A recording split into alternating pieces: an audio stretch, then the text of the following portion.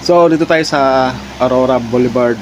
So itong kalsada ito ay papuntang Salis Road.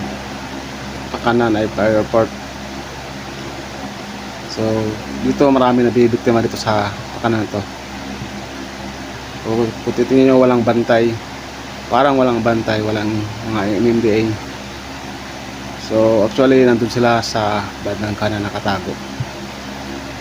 So may mga nahuhuli talaga dito at tingnan mo naman may sign H dyan na no right turn on the legend. So isa doon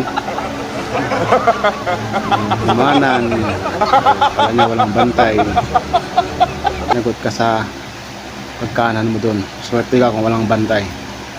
So ito pa bang mga walang pakialam sa mga traffic sign, hindi sumusunod. Hope si Paps kuminto, good job.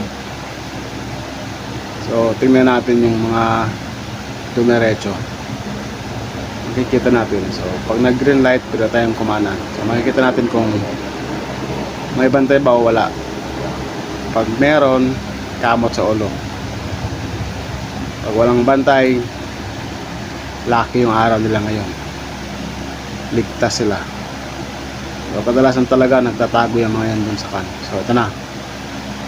So sa atin tumawid na naka-green. Swerte nila. Malinis, walang bantay.